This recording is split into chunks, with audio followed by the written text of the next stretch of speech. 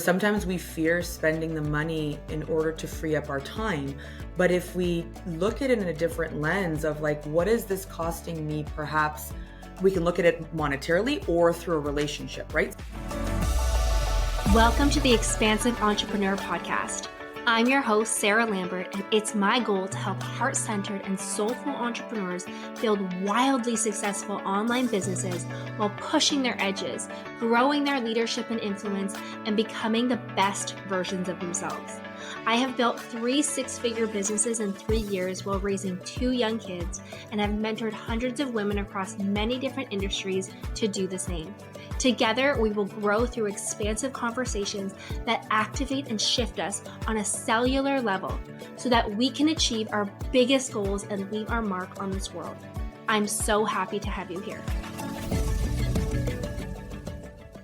Hello, everyone, and welcome back to another episode of the podcast. I'm super excited today because we have the amazing Stephanie Soave, who is a dear friend of mine and also an incredible entrepreneur, a multifaceted professional who is a remarkable figure in the real estate realm. She has a dynamic business background ranging from restaurants to corporate roles, and her journey has led her to so much success. She is a dedicated real estate broker, an investor, and a coach, and she has impacted the lives of over hundreds of families, empowering them to flourish through their property ownership, wealth investments, and so much more.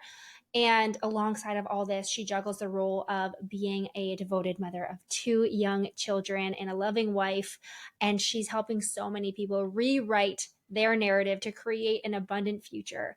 She has so much to offer us today, so I'm really excited to hear from her. Welcome to the show, Stephanie. Thank you so much for having me, Sarah. This is awesome. I absolutely love all of these podcasts and all the different types of women that you have on the show. It's beautiful. Such a great space for people. What a great introduction. Amazing. Thank you. You're welcome. Yeah, it's so great getting the opportunity to have these conversations with so many amazing women. And we're all doing similar things in building impactful businesses, but we're also unique and we are all going through similar experiences like raising children and building an online business and scaling. Yes. But our experiences are so different. And so it's so great to hear from other people how they're doing it, what their experience has been, and where their knowledge is, because the more we lean on each other, the further we can go, which I know is something that you believe in to your core. So do you mind just sharing a little bit about how you have leveraged your community, your network, your team to get you where you are today? Kind of share your story.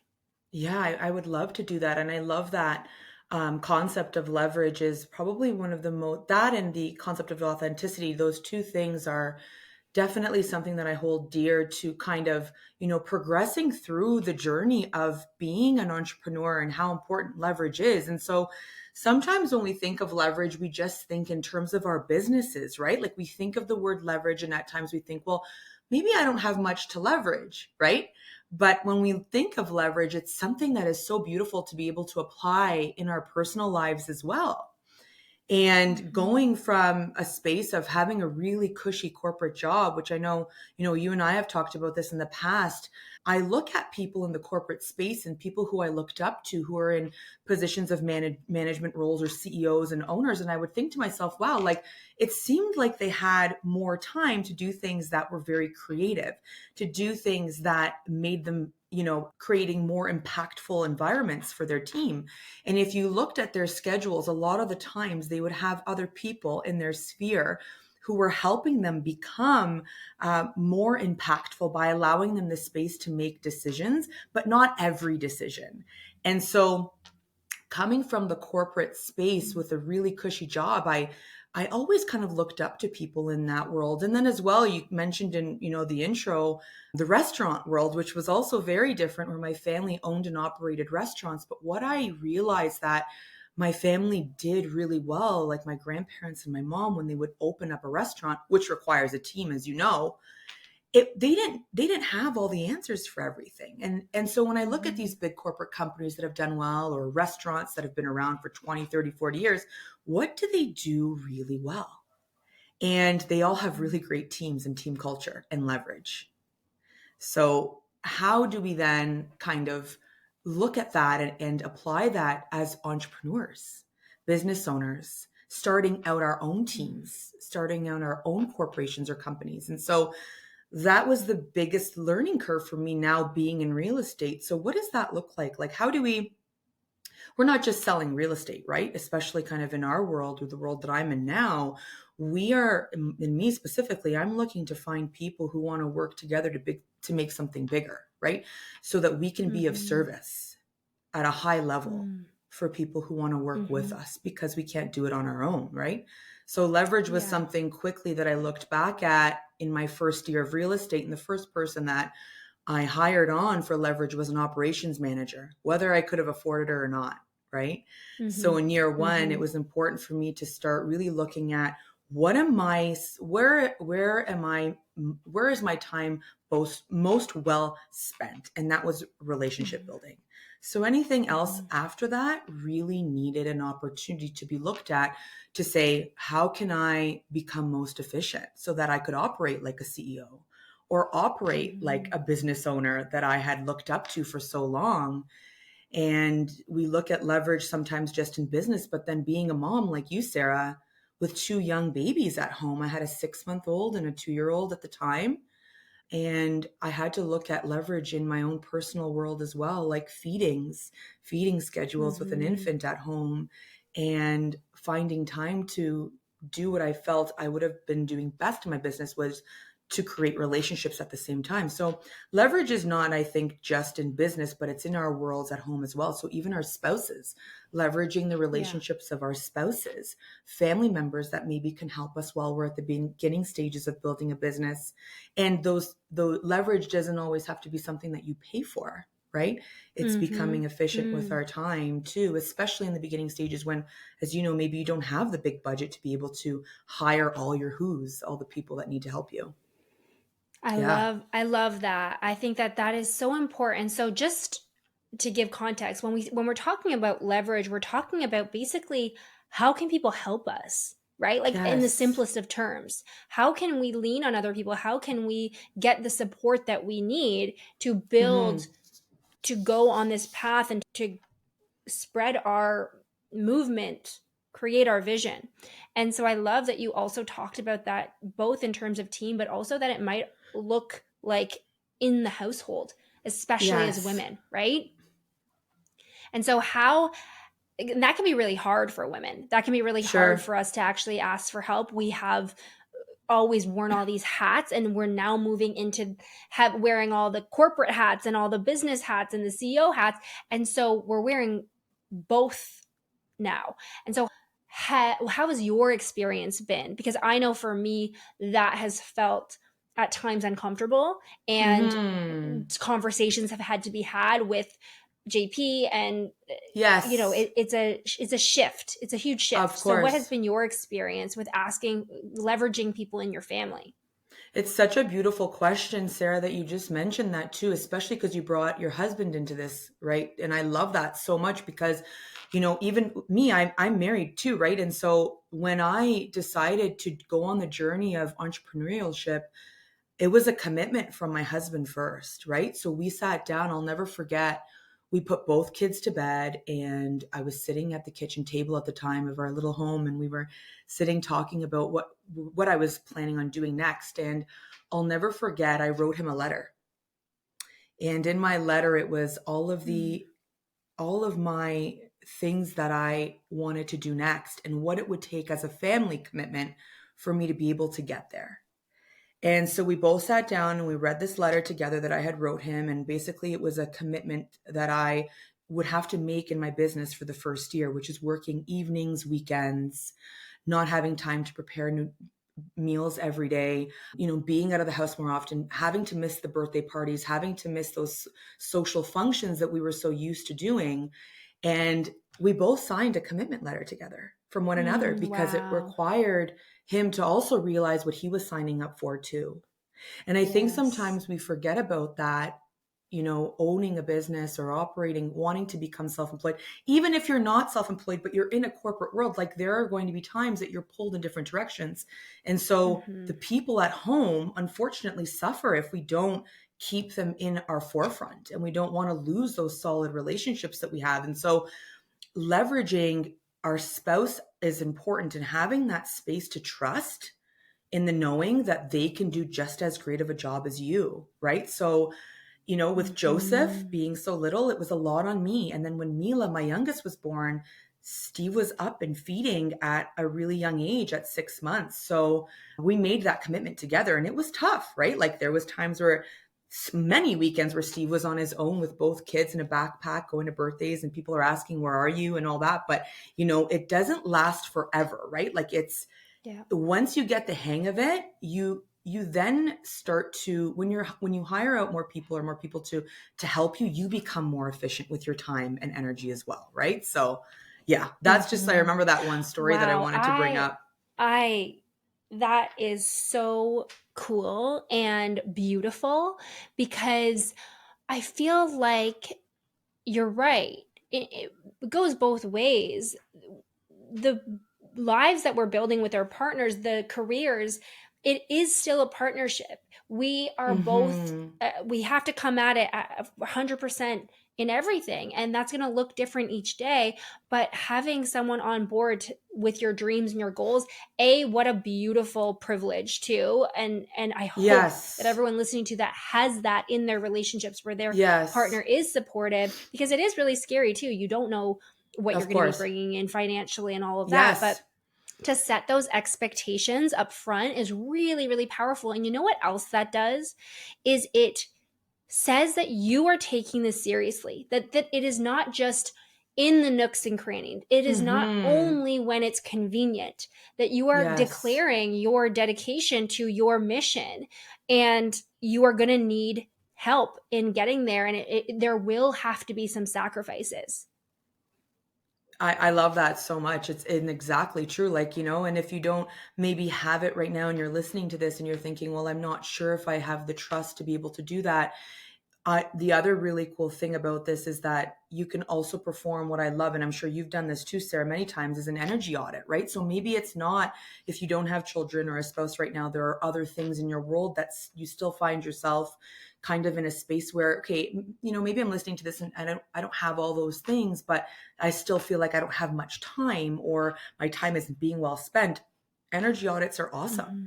Like I'm sure you've done them too, Mm-hmm. right, Sarah? Like it's an energy audit of a spreadsheet where you can look at your spreadsheet, and I like to do it halfway through the year, every year, to look at, okay, Mm-hmm. what does my day look like, and start writing down tasks from the beginning of your day all the way till the end of your day before you go to bed.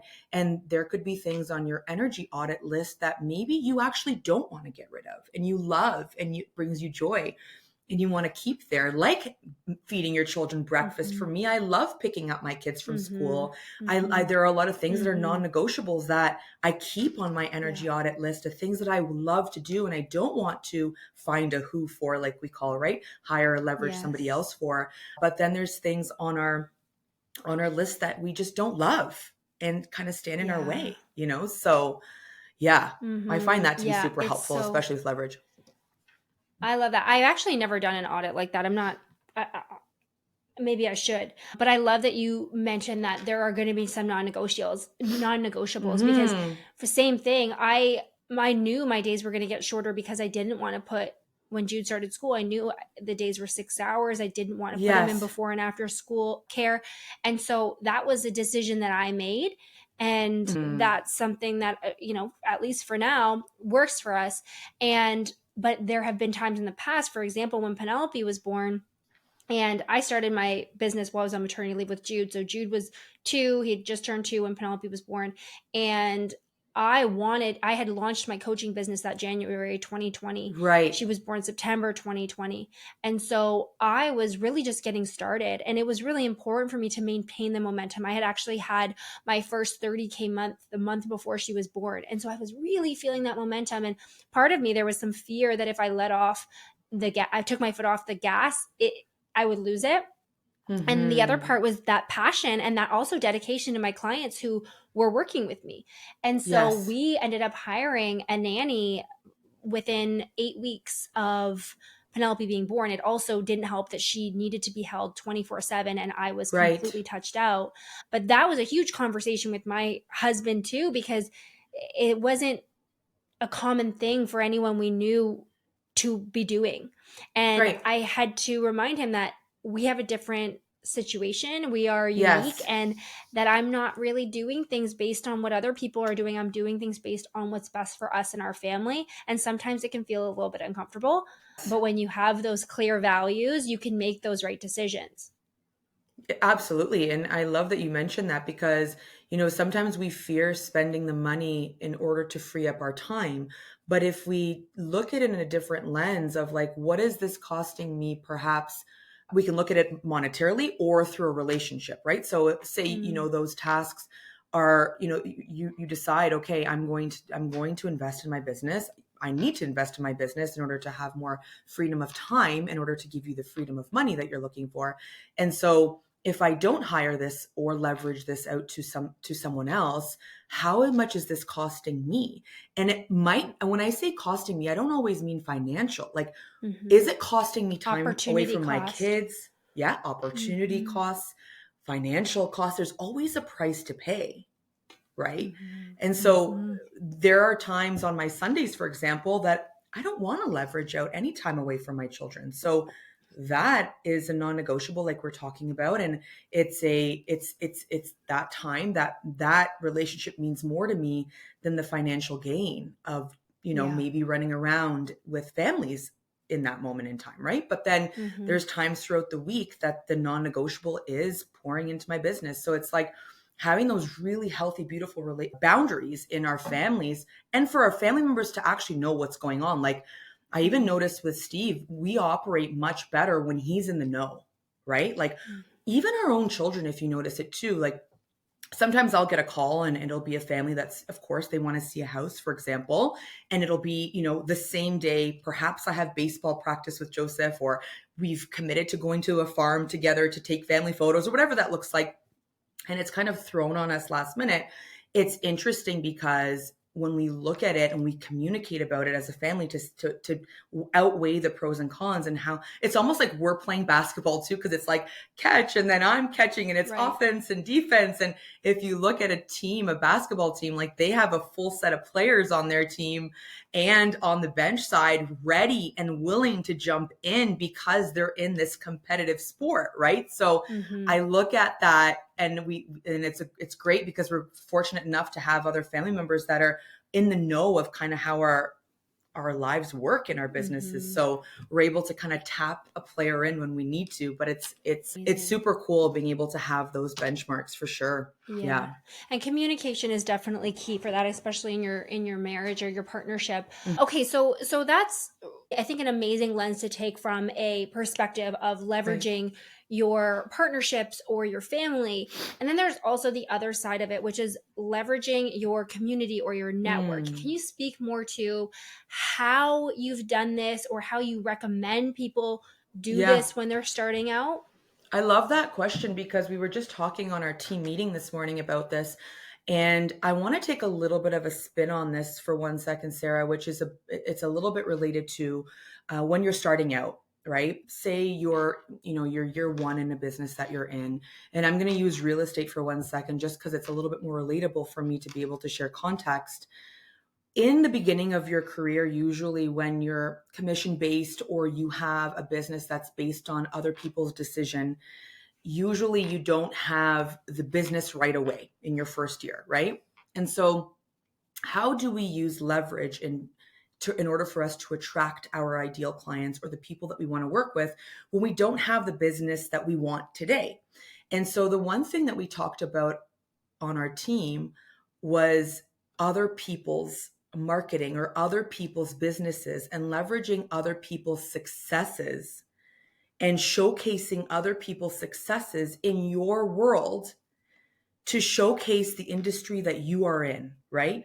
So if I Mhm. really wanted a podcast, for example, and I see Sarah has a thriving podcast, I would ultimately leverage Sarah's knowledge, her entire business model that she has created, and share it with the world and scream from the rooftops Mm, about Sarah and her thriving business so that people in my circle know, like, and trust Sarah too.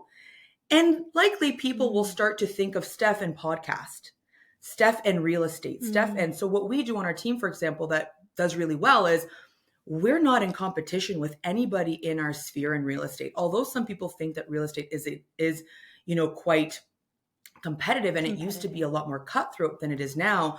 We are in the business of collaboration with many other real estate professionals, and we have great Mm, relationships with other realtors. Why? Because we highlight their successes. If they have a beautiful home for sale, we want to tell everybody else about it too, right? And I think mm-hmm, leveraging in that perspective or in that lens is something to consider, because sometimes we think we should ignore other people in our industry, or maybe not watch what they're doing and just focus in on our lane. But what happens when you do focus in on one another and you do love share that. and love each other's content and share with your sphere? Naturally, the people that are seeing you do this see that you're playing on the right side of the field, right? And they want to be in your Mm-hmm, world, because when you're leveraging other people, you're leveraged naturally, right? It's a mm-hmm. win-win. It's so cool. And so we do Wow. that really well on our team.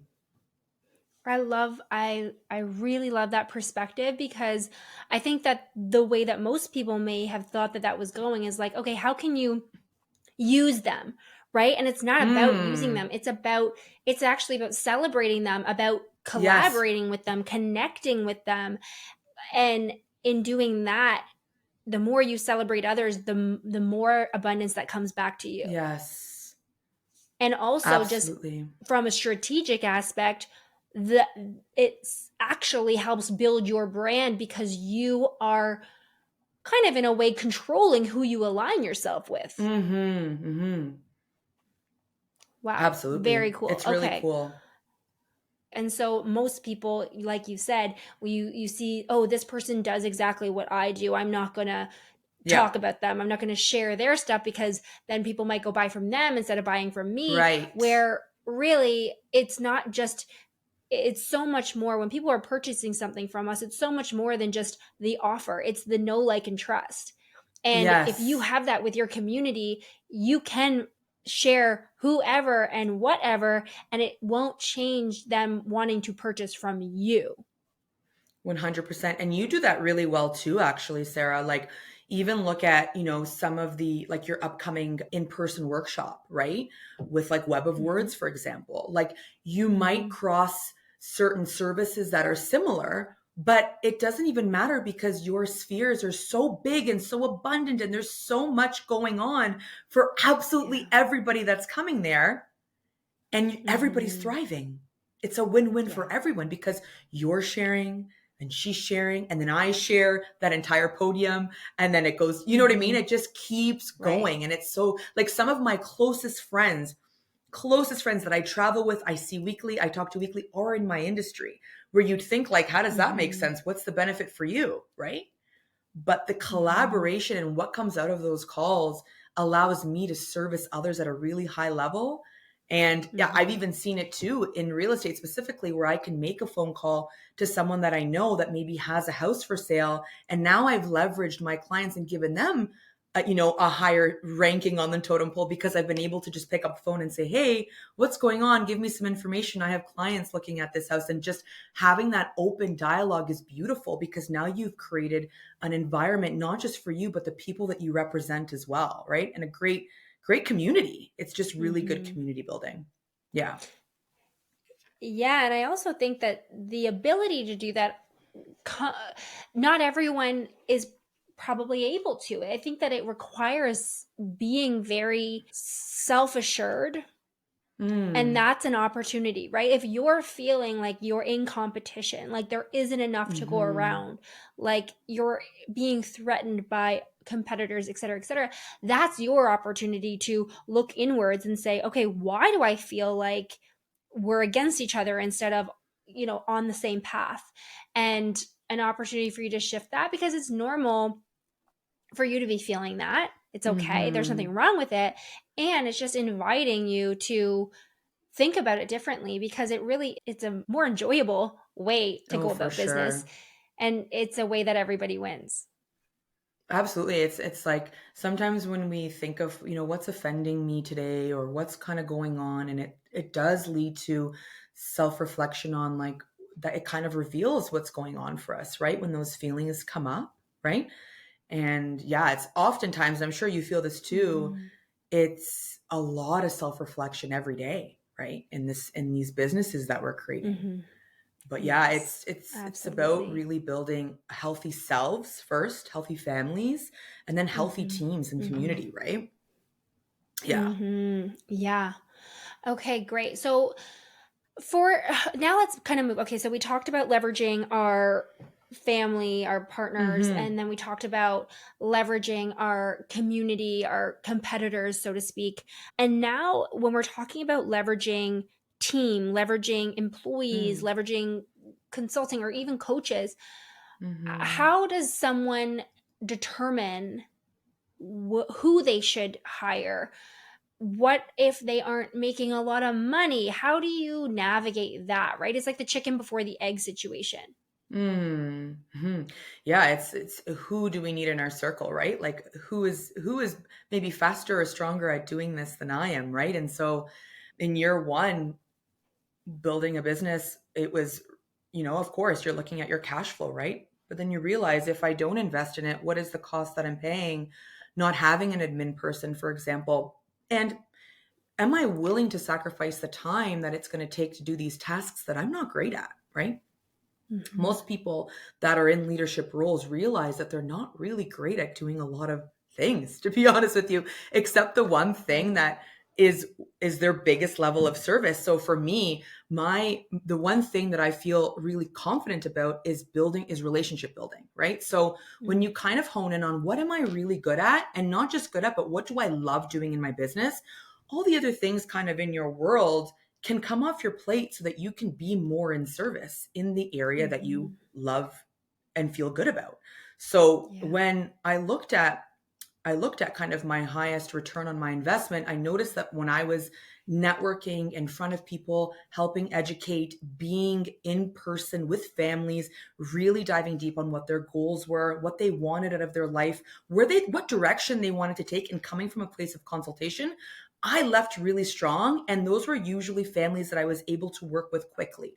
But then when I would be worried about how to add audio on a reel, or Mhm. trying to make a really complicated meal, or doing the small things like figuring out my accounting and bookkeeping for them, those were things that were taking away from my highest return on my investment. So in year Mhm. one, I looked at my business and I was like, okay, I can either continue to be employed in my business and create a really cushy job for myself in my business, or I can lead this business. And those are two different things I find. Mm. Like, are you an employee? Have you just created a job for yourself? Or do you Right. own the business? Right. And so that was a big awakening for me. And honestly, if I could recommend anything, it's hire out your bookkeeper, hire out your accountant.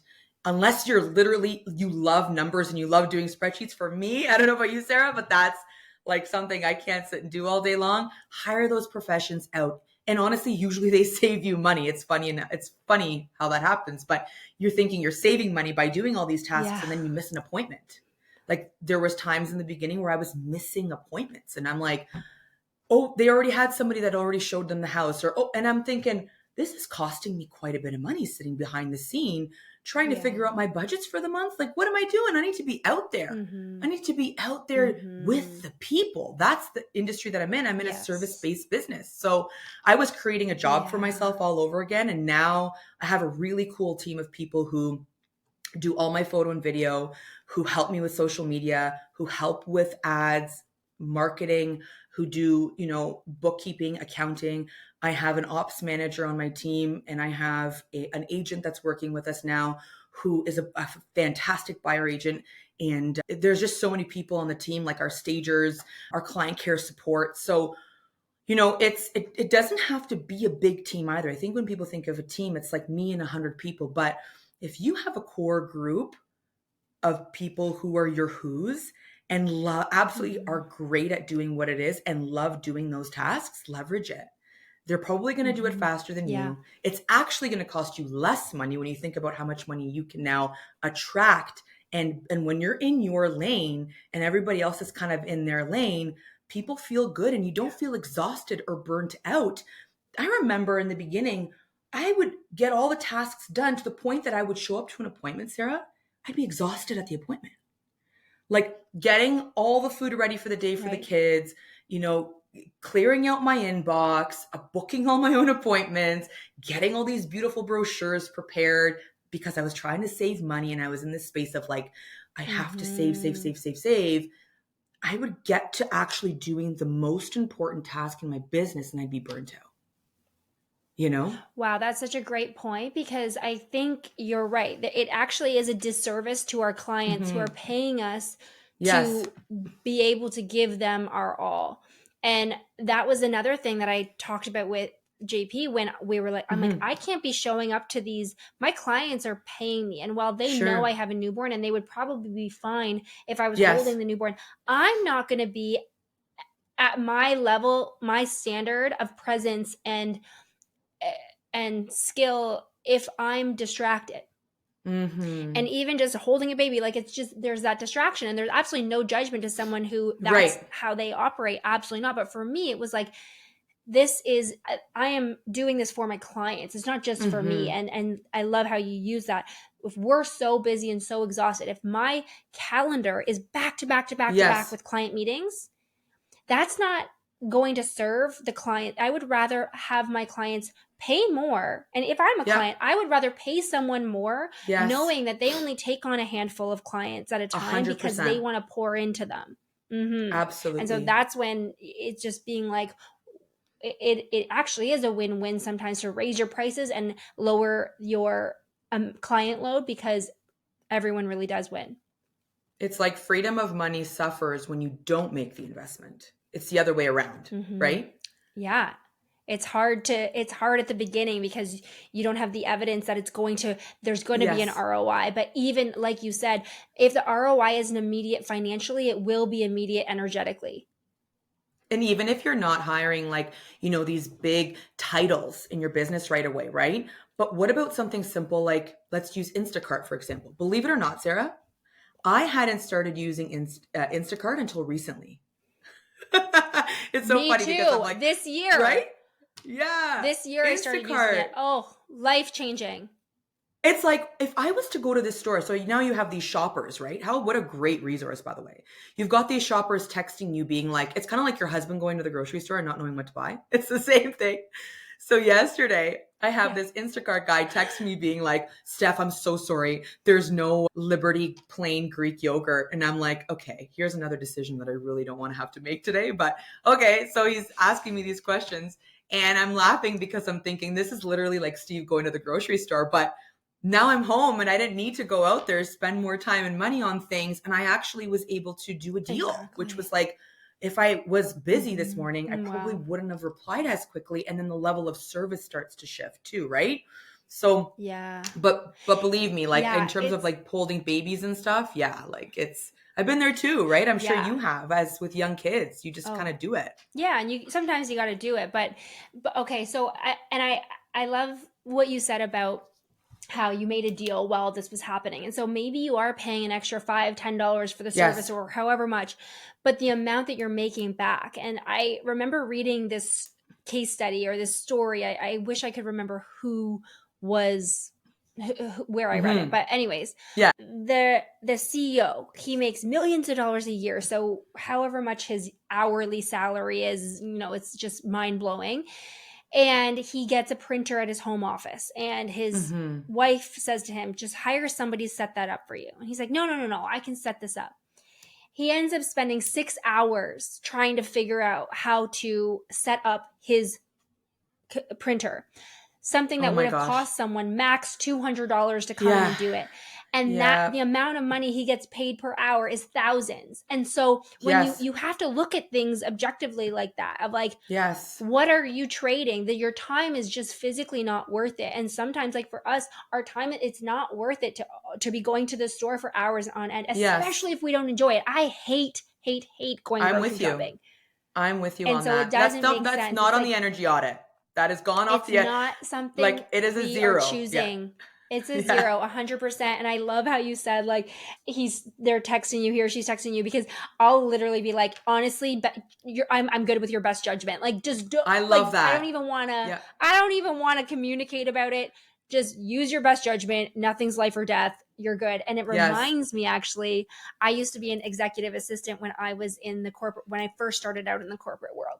And my boss, I remember, would ask him questions and he'd be like, Yeah. you can figure this one out, because I Yeah. would think, oh, Yeah. he might want to make this decision. And that was his way of being like, I don't care. You make the decision. And I didn't really get it at the time. I'm just like, well, just tell me. But it's like he was training me to, like, he's like, I'm not willing to give any energy to this. And I can It's like understand it now. so cool. The relieving of decision Mhm. fatigue, Yeah. right? It's relieving yourself from decision Yeah, it's fatigue and important. it also empowers people around you.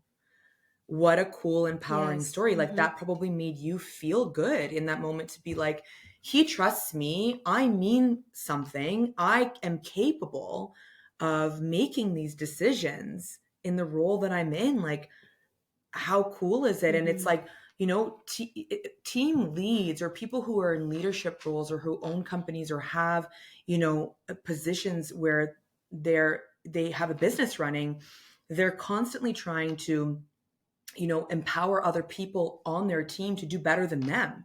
It's not that the team lead, for example, or the CEO or the Mhm. or the boss, quote unquote, is the one that is the head. It's usually the most successful teams are the ones that are actually Mhm. highlighting and empowering their team to do way better than them. They're actually not even at the forefront of it, Mhm. right? So like Yeah. something simple of like getting that Instacart app, and if they're messaging you, like, yeah, that's you don't want to have to make those decision fatigue, right? In Yeah, that moment. So exactly. cool. Exactly. And there's the quote that says, there's some people who pay money to save time and other people who spend money to save, sorry, spend time Hmm. to save money, right? And I think that there's no right or wrong technically, but for me, I've just always been in the mindset that I'm willing to spend money to save time, because time is the currency that you can't get back. You can always make more Yeah. money, you cannot create more time. And so I think Yeah, that's all of so this cool, is just Sarah. so great. Mhm. Even to like Mhm. just So like sitting important. yesterday was Monday, and I keep asking myself this, is what I'm about to do right now aligning with my vision? Right? And just Mhm. asking myself that, like, sometimes you want to steer off, especially if you have an office from home or you're working in a space that's, consistent for you and your environment kind of stays the same. That's why I really believe in the power of like moving around your environment and maybe not working in the same space all the time, especially if you're someone that Mhm. works remotely, like really changing up your environment, because sometimes we get caught up doing things or letting ourselves off the hook. That's the biggest one, right? Like Right. we I just want to get to my closet and organize it today, or I'm going to sit and clean up the main floor before this hour, or I'm going to sit and scroll a little longer. It's like letting ourselves off the hook, right? And so yeah, I just think it's really kind of cool Mm. looking at that, to think about, is what I'm about to do aligning with my vision? Is it getting me closer, or am I using this as an opportunity to let myself off?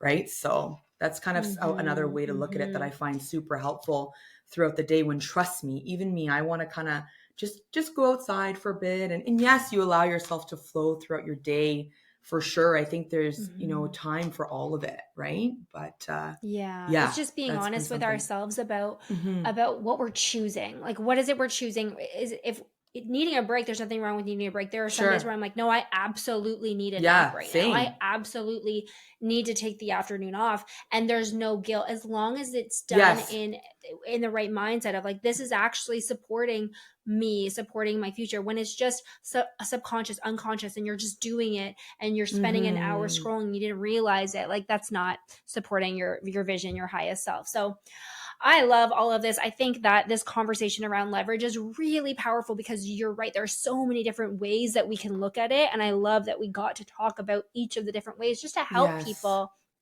think about it in a different way. And maybe it's something that you have touched on, but you have fallen off of, or maybe an energy Mhm. audit is something that is due for you. We invite you to do Mhm. that, to reach out to Steph if you want some advice on that or how she does that. But Steph, thank you so much for being here and Thank sharing all of you. that with us. We will link your website and your Instagram handle in the show notes, but I want to just let everyone know your handle for those listening.